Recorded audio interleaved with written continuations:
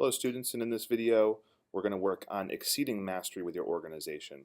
So you've already demonstrated that you're a pretty organized writer and that you can keep your body paragraphs organized and on topic and the order of things makes sense. So now we're going to try and go to the next level, which involves a little bit more work. So let's take a look at what you have to do to get exceeds. So the first thing we need to pay attention to is keywords. You want things to be smooth and logical. You want your ideas to flow. Effective and advanced transitions, that's really important. Using not just transitions, but effective and advanced transitions. And then the way you format your paper, sometimes adding graphics and headlines to break out your paper, subtitles, those types of things. So like we said, we already know that you can keep your writing organized. This is just elevating it to like the advanced The level. next level. Yep.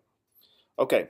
So the first thing that you need to be thinking about if you want to get exceeds is your transitions. So let's show you how to go from the boring transitions like next, secondly, another. We don't want to, these are the no list. We don't want to see these types of basic transitions in an exceeding paper. These are transitions that are used by people who are just starting out in their writing or just trying to beginning to use transitions. They're really elementary words. We don't want to see these in an exceeds paper. These wouldn't be examples of exceeds. Exceeds would have to go to the next level. So Right. let's show you what that looks like.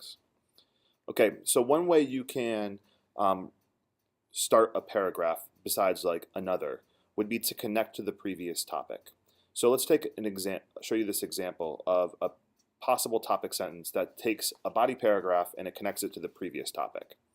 So inflation was not the only reason for Shays rebellion. So inflation was obviously the main point of the paragraph before this paragraph that we're reading now. So the topic sentence, the transition in this second body paragraph is making that connection to inflation, which we talked about in the paragraph before this, was not the only reason. And now we're going to tell you about some other reasons in this second body paragraph. So inflation was not the only reason.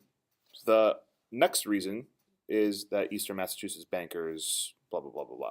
But notice that instead of saying another reason, Shays rebellion happened, you kind of like connect it back to the previous topic, which is a little bit more sophisticated than just saying another. Right. And it's rather easy to do. Another thing you can do is use word pairs, which is a little bit more sophisticated as well. Some things you could do would be to say like, if this, then that, or whether this or that, either or, both and. So let me show you an example of what this would look like as a topic sentence. If you're going to be the best guitar player in the world, then you better practice every day.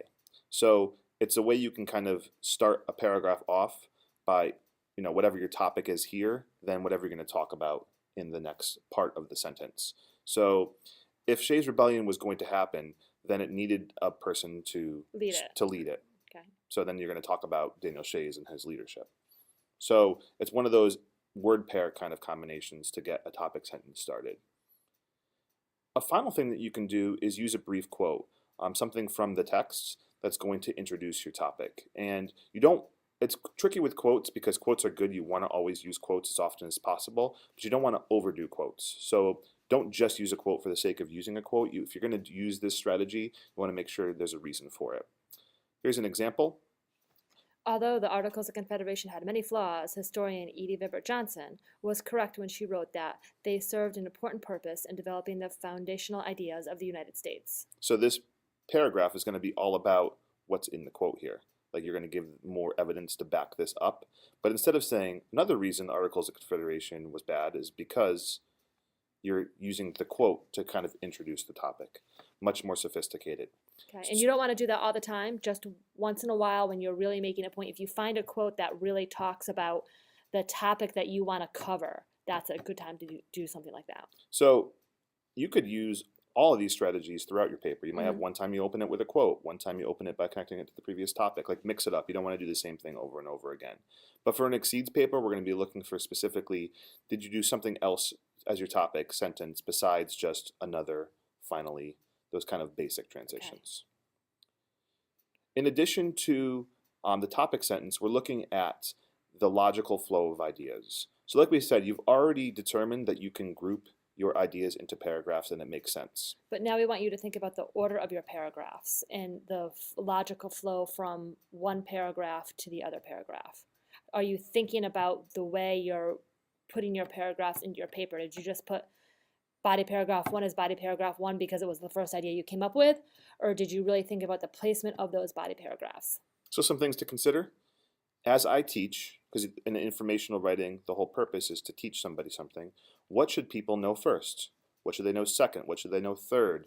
What makes sense so that it gives the reader the best way to teach them? There's some things So you want to almost teach kind of first going and from second. basic to more advanced or something like that. Yep. The ideas get more complex. Right. Think building blocks like over here. You don't want to start talking about something really advanced and talk about something simple after that. You want to kind of build in complexity. Okay.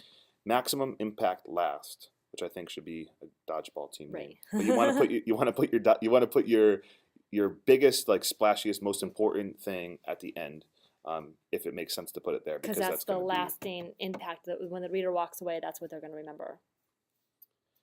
And then finally, what we should see in an Exceeds paper is that it's not just text. Good authors think about more than just the words. You should consider, would subheadings help orient the reader? Maybe you have a subheading about, the section on the First Amendment versus the section on the Fourth Amendment, and you call it different things. Are there images that can help add to my writing? Is there an image that you could put in there that would help teach even better? Do images need captions? So if you put an image in, do you need to put a little brief thing underneath it to explain what that image is and gives the reader some details? And Does the title add to the text? That's Yeah. a really important one. Are you giving a nice title to your text that's engaging people, that's drawing people right into? Your title should be just as catchy. You want people to look at that title and go, hey, I want to read this. And then they read your intro and your hook and they're like, oh, yeah, and they keep reading. Okay?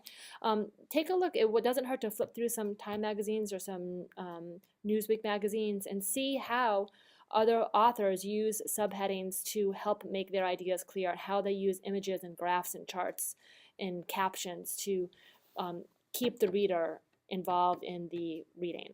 So again, this is Exceeds. This is more than we expect. Mhm. So this is going above and beyond to get to the Exceeds category. So that's it for organization. Thinking about effective transitions, logical flow of ideas, and adding formatting and graphics. Good Go luck. to it.